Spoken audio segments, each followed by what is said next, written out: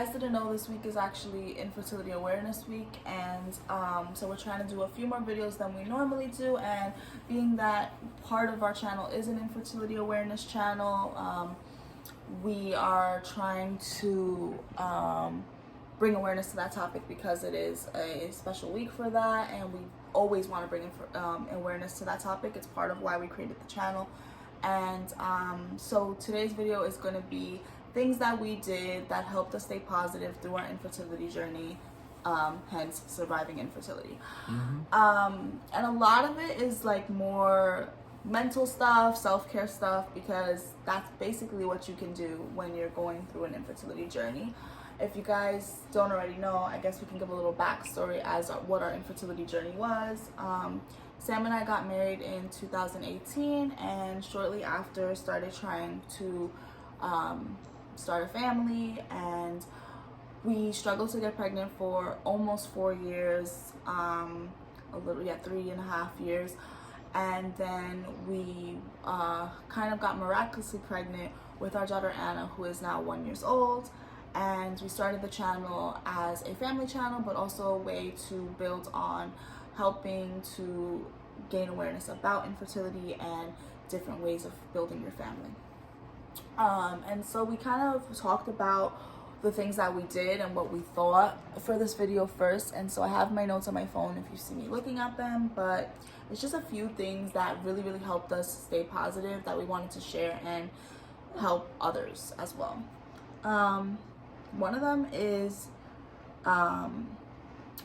so we're both avid meditators, right? And we meditated before our infertility journey, but specifically when we started our pregnancy journey and our infertility journey, we would do meditations surrounding the idea of pregnancy. And just help you get in the mindset of like manifesting a pregnancy and staying positive throughout your journey. Those really did help us, and specifically there are ones like for manifesting pregnancy for the women. There are a couple ones. I'll link a few of our favorites as well. And I just want to say a disclaimer as well. We didn't do any infertility treatments throughout our journey. Nope. We chose not to. Anna's just having a day where she wants to go back and forth between mom and dad. We chose not to. We did go through an adoption journey at one point, if you've been watching our journey, and we found out we were pregnant during that journey and decided to focus on the pregnancy. But we never went through any infertility treatments. So most of these tips are not going to be like infertility. They're not going to be infertility treatments. It's more like just how to stay positive throughout your journey. So yeah, meditation was definitely one of them, specifically finding meditations that helped you mentally prepare and cope was definitely something that helped. And I will definitely link them because sometimes people don't even know that those specific meditations exist. Another one in general was spirituality. So we don't consider ourselves specifically religious, but we are spiritual. We do believe in God. We do believe in prayer. We do believe in manifesting positivity. And definitely I think we became more spiritual through our infertility journey. Like when we were going through that, we definitely became more spiritual and closer to God. And we believe in having a personal relationship with God, and I believe that our personal relationship with God grew during our infertility journey, like a lot. And so kind of prayer and all of those things that we just said, it definitely helped during the infertility journey. Not everyone is spiritual at all, so that may not be a path for everyone. That may not be a tip for everyone, but definitely for those that do believe in that, and for those that does help, it really did help us. And going along with that, we actually bought this book. It's called Spirit Babies, and it is how to communicate with your child that you are meant to have. And it's just talking about the spiritual side of getting pregnant. It does talk about adoption as well, so getting pregnant, but also having a child in general. And it has different meditations in it to connect with your future child, to manifest your future child. And it's a lot of testimonies. It's just a spiritual connection to the baby once again. So a lot of it for us, like, or for me in general, I think I kind of connected with it more too. a lot when you're going through infertility, like you just want to feel connected to your baby, but it's not happening. So a lot of that connection is spiritual at that point. And it did kind of help to have that spiritual connection through prayer or through meditation or through reading a book, even if it wasn't something you could hold on to, even if it was just like a concept, it just helped, if that makes sense. The other one was a rule that I made for myself.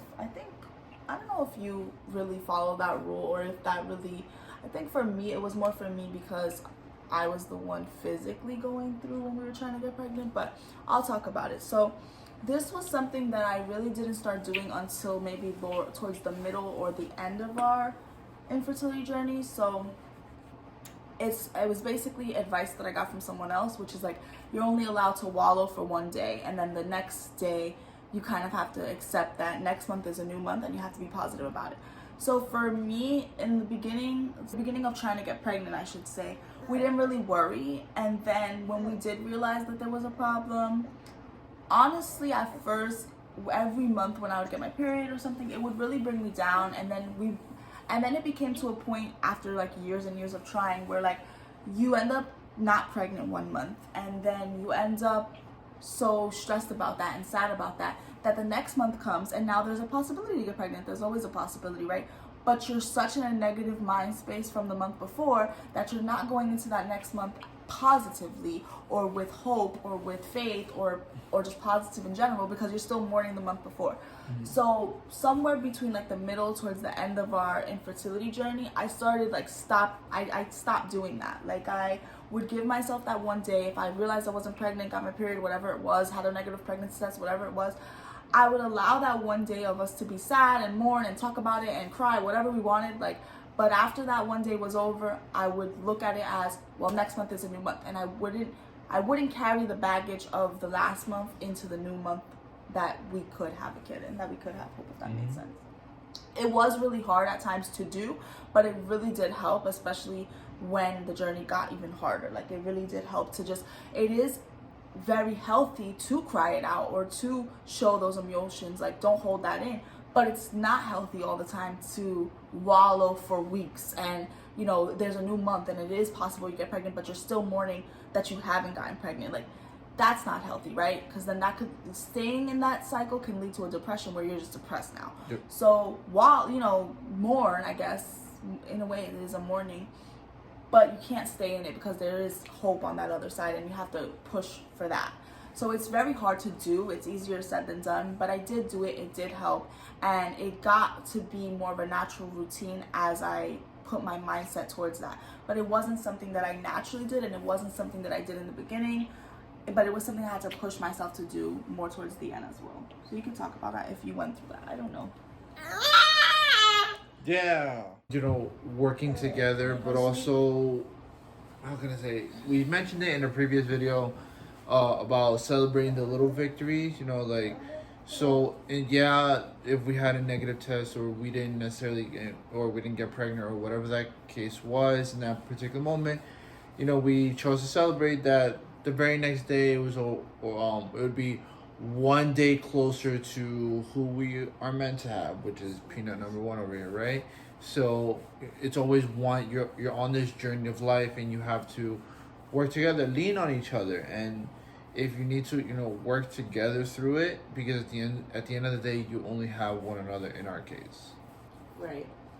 Along with the next one, which is have positive self-talk and pregnancy talk and future baby talk no matter what. So that's something that we always did. Even in the darkest, even when it felt like there was no hope, we always talked positively. And what I mean is, like, even if you feel like you're never going to have children, if you're talking about the future, say like, oh, when we have children or our children. Like when you're talking about the future, don't talk about it as though you're never going to have children. You know what I mean? I don't want to say wallow again, but like, when you're talking about the future, talk about it for what you want, even if you don't think you're going to get it. Like when we would talk about, okay, if we were talking about something 5 years from now, we'd be like, well, we're going to have a child by then, so this is what it would be like, and blah, blah, blah. Like, or we would say like, yeah, when we have a child, when you're talking about the future, include that child that you're trying to manifest. She's really tired, guys. So she's just trying to fall asleep, and she fights her sleep. So and that could be like any number. It could manifest in the form of like simple things. Like I remember us being in bed sometimes when we walk, or right before going to sleep for the night. We talk about potential activities we want to do with our kid, or like vacations we wanted to do, like cruises. Which I'm very excited about, by the way. Mm-hmm. So there's just like a lot of different things that we would just talk about as if they're gonna be there tomorrow or wherever that may be. So it's basically the positive pregnancy talk, the positive future baby talk, and all that stuff. It helps you to keep that dream alive in your head when it's not happening in reality, but it also helps manifest the baby. It also just helps you stay positive and know that one day that thing that you're saying will be true. So when you say, like, when we talked about future trips with our kid, like, we've actually done some of those things with Anna now. So, like, it helps you kind of keep that dream alive, because if you just start talking like, oh, we'll never get pregnant, or don't worry about that thing that we're going to do 3 years from now because we're not going to have a kid to do it with, like, it makes it worse. I don't know how else to say it. It makes what you're already going through worse I don't know, it just makes it worse. If you're in like negative self-talk, it's very difficult to be positive. However, it's about going over through those tough times and leaning on one another to try and manifest what you want, in order to make sure it's there, and it's And it's all helped us just keep her existence alive. Just manifest her. It made us feel better. It made us feel like it would happen one day. And then the other one is extra self-care. So you're going through something really, really difficult if you're going through infertility. Everybody's journey is different. Everybody's path to parenthood is different. Some people's infertility journeys are shorter than others, longer than others. Include infertility treatments, don't include infertility treatments. You could end up being a family through adoption, through surrogacy, through pregnancy. Like, there's probably 1,000 bumps along the way. So because you're going through something extra hard, and because that extra burden is on you, self-care is always important, but in this season, self-care is extra important. Like some things could be one, if you do meditations, right? Morning routines, those are another way to do it. I read this book, I forgot, I think it was like about a year ago or so, that we as a society, we don't spend enough time. Like, time is a very scarce resource, and where we choose to spend it is difficult. One of the main things that we should be spending it on, but we never usually do. I'm not saying everybody doesn't, but we don't spend as much time with ourselves, and what that means is up here. So when I go to work, for example, I don't turn on any music, I don't turn on any podcasts, I just sit in silence as I drive to work to spend time with myself. That allows me to have a different form of me time, where I get to reflect and really want to push myself, really want to see what are the positive things that I've gotten, and all these different things that I do have, and appreciate those, because before the start of the day, you get to see look how far you've come. Whatever mountain you've climbed, look how far you've come. That's what it's good. And like the other, like I kind of start my mornings the same way, only I work from home. So I start my morning with my morning workout, and I end my morning workout with meditation. So during that whole 20-30 minute workout, and then like a 10-15 minute meditation, I am kind of alone with myself, alone with my thoughts. Anna's still sleeping. It's really early in the morning. Barely anybody's awake. There's that silence. So that's like a great way. Also, specifically when we were going through the infertility journey, it's not just self-care, but it's like self-care within your relationship too, like almost like couples care. You're both going through something so hard, and some days it's gonna hit you both hard, some days it's gonna hit your partner harder than it's hitting you, and vice versa. So you really have to like extra support each other, extra spend that time together, extra like just care, that was part of it.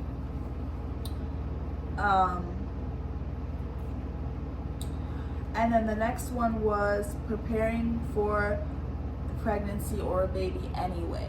So what I mean by that is like we bought baby clothes when we saw things that we thought were cute and we wanted to envision our future child, again going with manifesting our baby in those things.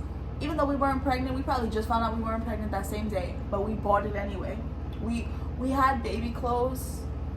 There are some clothes that you guys have seen Anna wear on the channel that we've had for like 4 years before she was ever conceived. And also, like, yeah, I've said it in other videos. I said it in the first baby haul that I did. There were some clothes that I didn't buy then. I was like, oh, I've had this for like 2 years, 3 years. Like, there was stuff that we bought.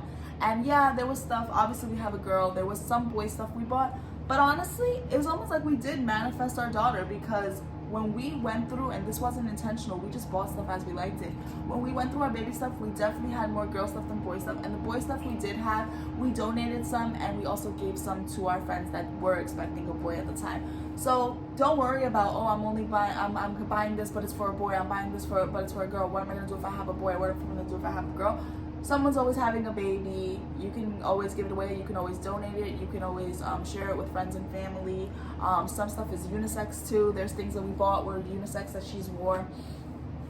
It just helps you feel better in the moment and manifest your baby, and that's what it's all about. So buy it anyway, prepare the nursery anyway, you know, move to a 2-bedroom apartment anyway. We did it anyway.